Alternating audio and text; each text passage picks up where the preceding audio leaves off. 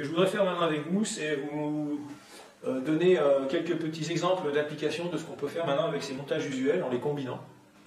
Voilà. Et ce qui m'intéresserait de faire maintenant avec vous, eh bien, c'est de vous montrer comment on peut par exemple faire le régulateur de vitesse d'une voiture, notamment en utilisant le fameux montage intégrateur et le montage, le circuit différentiel. Voilà, puisqu'il y a ça pour faire un régulateur de vitesse dans une voiture, et vous allez voir, ce que ça donne. Alors, application, voilà, on va appeler ça un tout.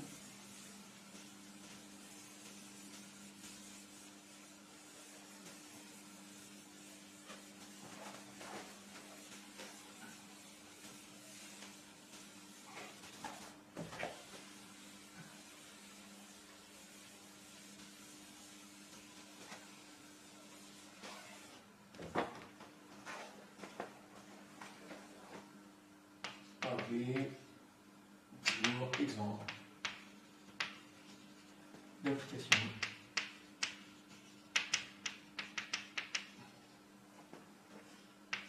Démontage usuel.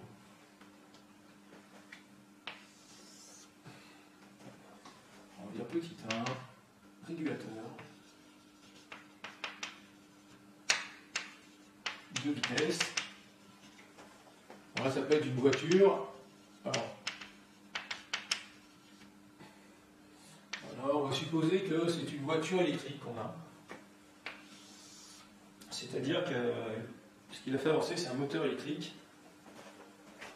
Alors, un moteur électrique, ça se représente comment? Il y a plusieurs façons de faire. On va dire que le moteur électrique en question, je vais dessiner là, on va dire que c'est une machine à courant continu. Alors, ça se représente comme ça.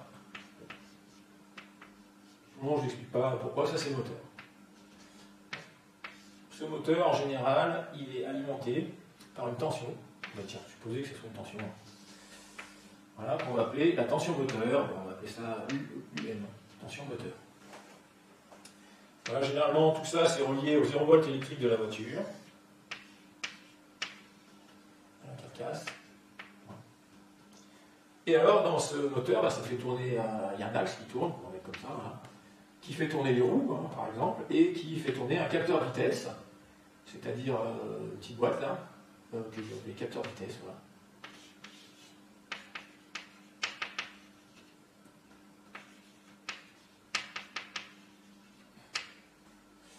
Et ce qui sort de ce capteur vitesse avec une tension, que je vais l'appeler directement V, mais c'est une tension. Et voilà. Donc on va l'appeler V. Parce que ça donne une indication de vitesse. Et par exemple, il y a une échelle, hein, il y a un gain de ce capteur. Mettons, le gain, ça sera 1 volt pour 10 km/h. Donc on peut dire 1 volt pour 10 km/h, échelle. Pour 1 volt pour 10 km/h. Donc ça veut dire que s'il y a 10 volts, ça veut dire que la voiture va à 100 km/h, etc., etc. Alors comment ça marche, un moteur électrique? Si on fait une modélisation très simplifiée du moteur électrique, enfin simplifiée, mais la plus simple qu'on puisse faire, eh bien on peut considérer que la vitesse de rotation du moteur, donc la vitesse de la voiture, ça va être proportionnel à la tension UM. Alors c'est critiquable ça, mais c'est une première approximation qui est assez bonne. Notamment ça va être vrai, on va dire, s'il n'y a pas de vent contraire, s'il n'y a pas de vent, voilà, et s'il n'y a pas de montée et pas de descente. Voilà, la voiture elle roule sur le plat, et puis il n'y a pas trop de force de vent qui gêne dans un sens ou dans l'autre, et ça va être assez bon. Et en entrée de régulation de tension, de vitesse, pardon, qu'est-ce qu'on va avoir? Eh bien on va avoir une consigne de vitesse. C'est-à-dire, vous avez le conducteur de la voiture qui dit, moi je veux rouler, je sais pas, à 100 km/h. Hein. Donc on va avoir une tension d'entrée que je vais écrire comme ça, qu'on va appeler Vcons, par rapport au 0 volt, et qui aura une échelle de 1 volt pour 10 km/h. Regardez la même échelle. Pour 10 km/h. C'est les km/h, c'est ça, km/h. Et la question maintenant, eh bien, qu'est-ce qu'on va mettre entre cette consigne-là et le dispositif qui va appliquer une tension sur le moteur pour que la vitesse roule à la vitesse de consigne? Typiquement, là, si j'ai 10 volts, ça veut dire on veut que la voiture roule à 100 km/h. Et qu'est-ce que je vais mettre comme dispositif électronique entre tout ça? C'est ce qu'on va voir maintenant. Alors, je vais vous donner la structure. Et la structure, en fait, elle commence par construire ce qu'on va appeler l'erreur, c'est-à-dire l'écart qu'il y a entre la vitesse à laquelle on veut rouler et la vitesse à laquelle on roule à un instant donné. Et pour faire ça, bien pour calculer cet écart ou cette erreur, alors on va mettre un amplificateur différentiel, justement. Et en asservissement, cet amplificateur différentiel, on le représente comme ça. On dit, il y a une entrée qui rentre, on lui met un plus, ça c'est pour le déconce. Et puis ici, on va injecter la vitesse mesurée, comme ça. Alors, je vais la raccourcir un peu. Pour avoir de la place sur le tableau, parce que ça m'étend pas mal. Et on injecte comme ça. Tout ça par rapport à 0 volt. Et ici, on obtient ce qu'on va appeler l'erreur, c'est-à-dire la vitesse de consigne, moins la vitesse réelle, mesurée. On aurait pu appeler delta V. Et là, ensuite, qu'est-ce qu'on va mettre entre cette erreur et la tension qu'on veut appliquer sur le moteur? Et bien c'est là que, vous allez comprendre pourquoi après, on va mettre un amplificateur intégrateur. L'ampli intégrateur, je vais le dessiner au début, je vais mettre un ampli comme ça. Et pour dire que cet ampli est intégrateur, je vais mettre le symbole de l'intégrale dedans. Voilà. L'écart entre les deux, là, on va appeler ça... souvent on l'appelle l'erreur on l'appelle epsilon. On ne va pas confondre forcément avec le epsilon. Des amplis qui ont tout à dans le circuit, on va dire que ça c'est epsilon. Voilà. Alors ça veut dire quoi qu'on a un ampli intégrateur? Au vu de ce qu'on a vu précédemment, ça veut dire que ici, la relation sera telle que quoi? On va écrire un peu plus loin. Alors lui, je fais un peu de place, là, pour libérer sur le tableau. Voilà. Je vais écrire ici.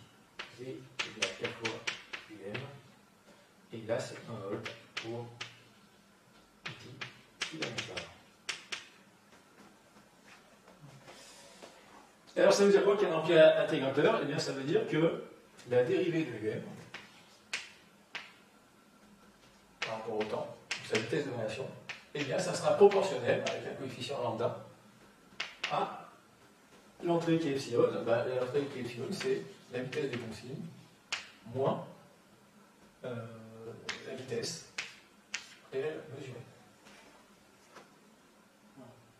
Voilà ce que donne le système.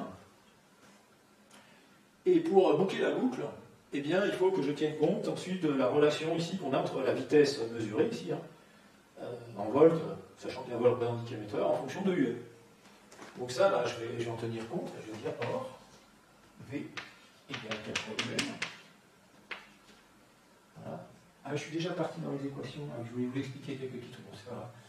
Et ça, on va en déduire que UM égale V sur K. Donc je vais remplacer UM dans cette expression par V sur K, et ça me fait la dérivée de V sur K, en rapport avec le temps, égale lambda moins V. Voilà, bon, V est divisé par K avant d'être dérivé, mais comme K c'est constante, on peut passer devant, mettre un sur K ici, puis passer de l'autre côté, et on obtient que dV sur dt égale lambda K réponse moins V. Ah, qu'est-ce que c'est que ce truc-là?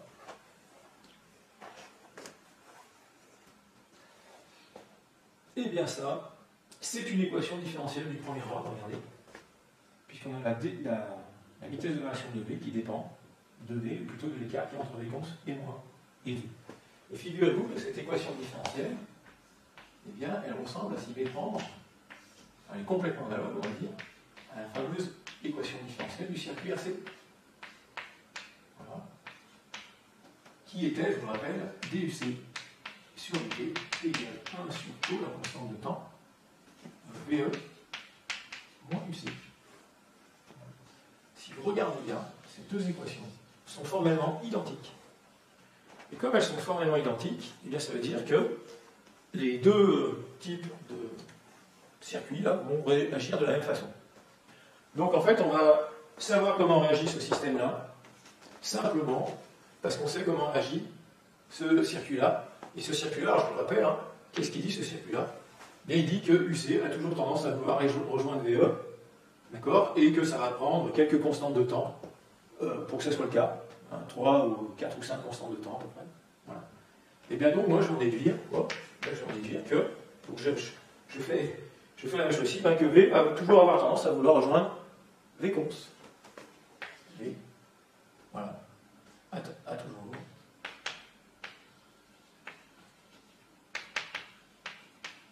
Tendance à rejoindre V cons de manière exponentielle avec une constante de temps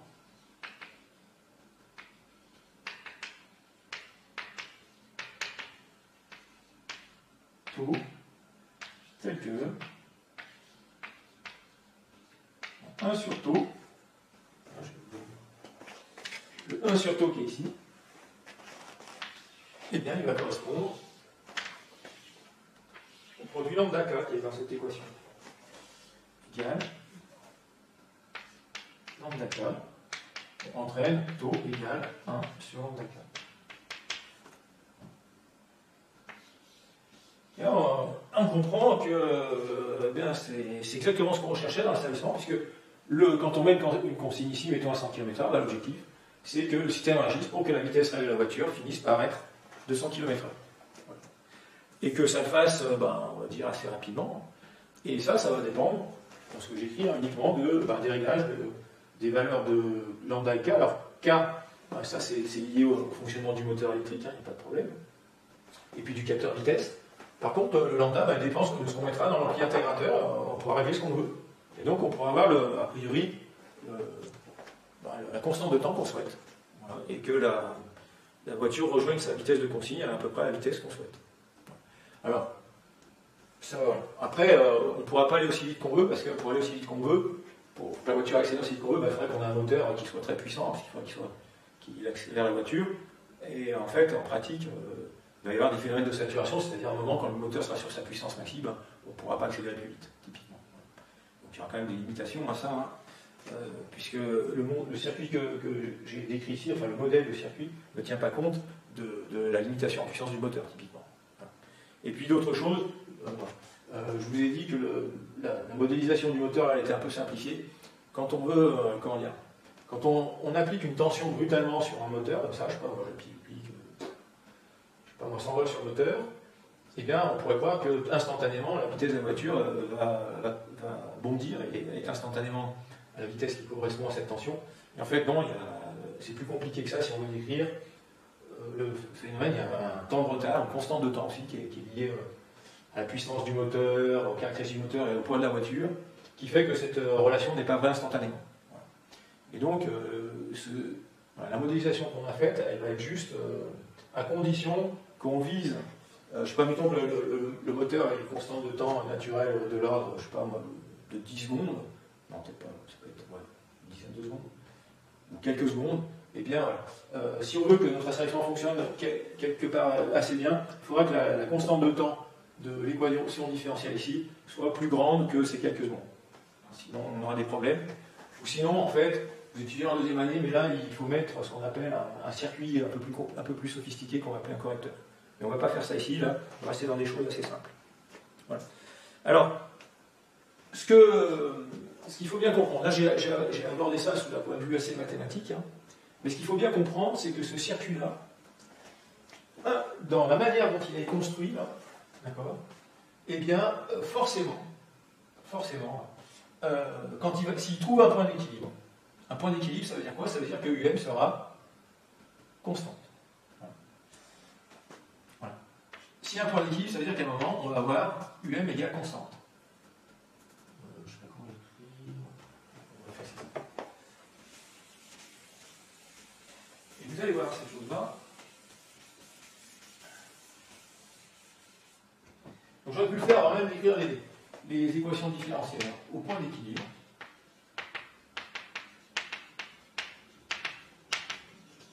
D'accord. UM égale constante. Donc forcément, c'est que dUm sur dt, qui est la vitesse de variation de UM, ça vaut 0. Et en fait, la seule façon que que dum sur dt soit égal à 0. D'accord? Donc, je vous rappelle, hein, en dum sur dt, eh bien, on a dit que c'était lambda fois epsilon, ou même v moins v cons moins v. Donc ça veut dire qu'au point d'équilibre, forcément, ça c'est nul, donc ça c'est nul. Donc v cons moins v égale 0. Ça veut dire que la vitesse de la voiture sera égale à la vitesse de Concy. Voilà. Donc là, on a réussi à construire un système qui garantit qu'au point d'équilibre, eh bien, la vitesse de la voiture finit par être égale à la vitesse de Concy, en toutes circonstances. Et ça va même plus loin que ça. C'est-à-dire qu'en fait, cette relation-là, je vous ai dit, mettons qu'elle soit valable si, notamment, il n'y a pas de vent, ou si la route ne monte pas, ou elle ne descend pas. Ben, mettons maintenant que la route, elle monte. Enfin, que la voiture c'est dans une pente. Et cette pente, allez, on va lui donner un... Voilà, donc bon, là vous avez l'horizontale, et puis mettons que la route elle monte comme ça, et puis si vous avez un angle, mettons, on va dire alpha, voilà, puis vous avez votre voiture hein, qui monte, qui descend. Alors, si elle monte, ça va être un angle alpha positif, si elle descend, ça sera un angle alpha négatif, enfin, on va dire comme ça. Voilà. Et bien, mais s'il y a une pente, alors, une pente, opérée par l'angle alpha, alors, V, eh bien on va dire que ça sera égal à K UM, et puis plus un truc qui dépend de la pente. Voilà. Parce que si ça monte, pour une tension donnée, le moteur va tourner un peu moins vite, hein, c'est intuitif, mais on va dire moins un K2 là, et là, alors, je mets moins parce que si j'ai une montée, alpha positif, ben, ça fait tourner le moteur moins vite. Bon. Eh bien, on pourrait étudier ça et réinjecter ça même dans les équations. Et on montrerait très rapidement que même en mettant ça, eh bien, au point d'équilibre, on aurait toujours V qui est égal à V cons. Voilà. Donc ça marche en toutes circonstances. Voilà. C'est ça qui est magique. Je ne sais pas si ça vaut le coup de pousser le calcul là-dessus. On est où là? On a un peu de temps. Allez, on a le temps. Alors on va pousser le calcul juste pour démontrer. Ben là, il suffit d'extraire UM de cette expression et puis de remplacer là-dedans. On refait le même calcul que tout à l'heure en fait. Ça nous donne UM, dans ce cas-là, égale V moins K2 alpha. Alors il passe de l'autre côté, ça fait plus sur K. Et je remplace ça dans cette équation-là. Et ce qui me fait que la dérivée, cette fois de alors V plus K2 alpha sur K divisé par dt égale lambda V cons moins V. Alors, on va pousser un peu le calcul. Alors, on obtient une équation un peu différente. Alors, qu'est-ce que je vais faire? Je vais isoler le dv sur dt, le k, je le sors, je le passe de l'autre côté, je fais un peu vite. Voilà, ça va faire dv plus k2 alpha sur dt égale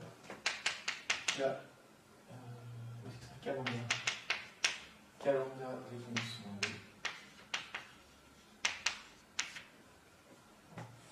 Et ensuite, la dérivée, je la coupe en deux, ça fait dv sur dt égale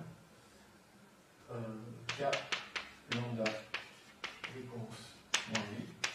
Et la dérivée de alpha par rapport au temps, là, ça passe de l'autre côté avec un signe moins k2 t alpha.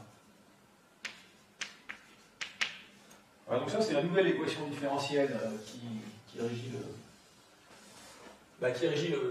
le fonctionnement de cette régulation, qu'on peut appeler aussi une boucle d'asservissement. Et qu'est-ce qu'elle dit, cette chose-là?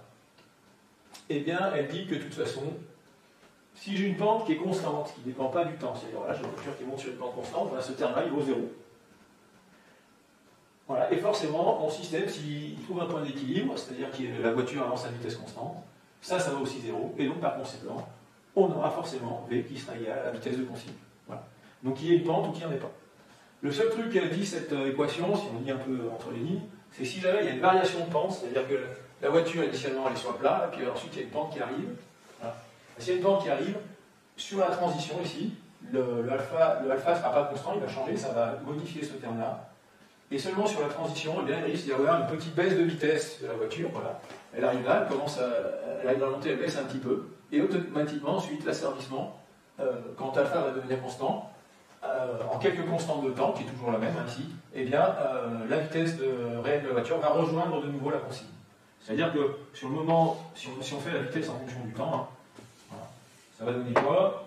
Mettons que vous avez le temps ici, vous roulez à 100 km/h, au début vous êtes sur la consigne, puis là vous arrivez, vous êtes sur le plat, puis il y a un changement de pente, eh bien votre vitesse va baisser un petit peu comme ça, et en quelques constantes de temps, ensuite elle va retourner à 100 km/h.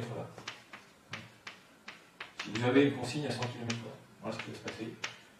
Et ce petit trou de vitesse, il peut être quasiment invisible, surtout si le changement de pente n'est pas trop brutal par rapport à la constante de temps de l'asservissement, si l'asservissement est plus rapide. Voilà, sinon ça fait un petit trou de vitesse avant que le régulateur de vitesse fasse une correction automatique pour maintenir la vitesse à 100 km/h. Voilà ce qui va se passer concrètement. Voilà.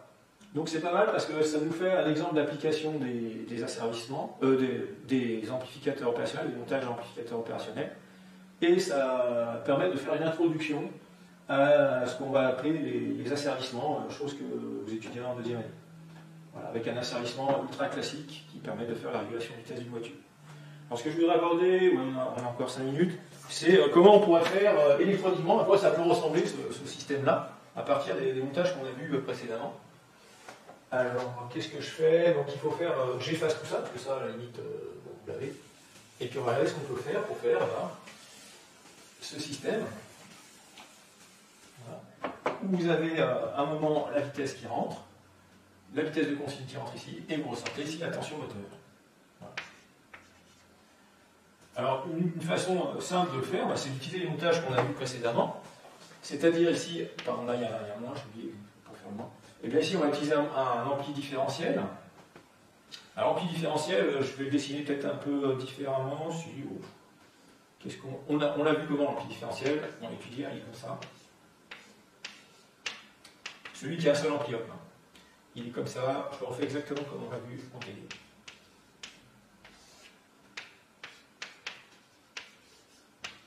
Voilà. Sauf qu'attention, l'entrée qui est non inverseuse,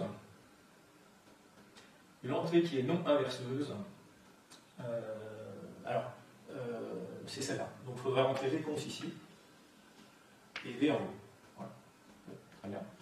On met les mêmes résistances partout, on va les appeler R1, R1, R1, parce que comme ça, et bien quand on fait ça, ici on sort V cons moins V, c'est-à-dire ce qu'on va obtenir ici. Typiquement. Et puis après, qu'est-ce qu'on va mettre derrière? Et bien derrière, on va mettre un ampli intégrateur. Alors, je vais mettre un ampli intégrateur.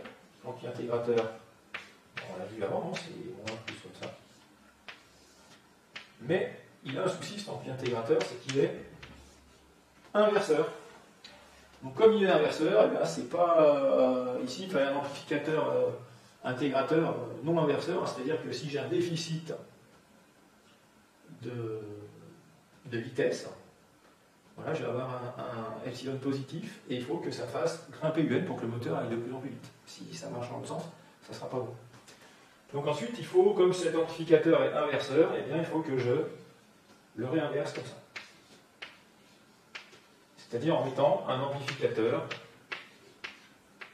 inverseur, voilà, qui va être comme ça. Donc voilà comment on pourrait concevoir ce système-là, avec 3 ampli-op. Et puis ici, alors ensuite, on met un ampli-op. Ensuite, derrière, généralement, on a un gros dispositif d'électronique de puissance qui va fournir la puissance au moteur. Vous ne mettrez pas un amplificateur de puissance, ça ne serait pas daté. On met des systèmes, ce qu'on appelle des hacheurs. Bon, je laisse, mettons, je passe ça sous silence. Voilà, ici on produit le U. Bon, l'hacheur, c'est un truc qui fournira une tension au bord du moteur proportionnelle à la tension qui sort de l'ampli. Sauf que la puissance serait prélevée sur les batteries, et puis comme c'est un dispositif de forte puissance, et qui aura un très bon rendement aussi, ce serait une technologie particulière. Pareil, ça s'étudiera en deuxième année en électronique de puissance. Alors ça, c'est une structure possible, mais en fait, on se dit, bon, il y a 3 ampli-op, en fait, on pourra faire la même chose avec seulement 2 ampli-op, parce qu'en fait, qu'est-ce qu'il y a? Là, j'étais obligé de réinverser mon intégrateur, parce que lui était inverseur, donc il a fallu le réinverser. Mais j'avais une façon beaucoup plus élégante d'inverser tout ça. C'est-à-dire, au lieu de mettre... je pouvais inverser, permuter les 2 entrées ici. C'est-à-dire, je pouvais très bien mettre V constant. V ici. Voilà. Voilà. Donc ici, je mets V const. Voilà. Donc ici, j'ai plus V moins V const, mais j'ai V moins V const, puis j'ai permuté les 2 entrées. Voilà. Donc j'ai pas le epsilon, j'ai le moins epsilon, mais c'est pas grave, comme l'amplificateur est inverseur, j'ai plus besoin de remettre un inverseur derrière. Voilà. Et donc je simplifie encore la voilà.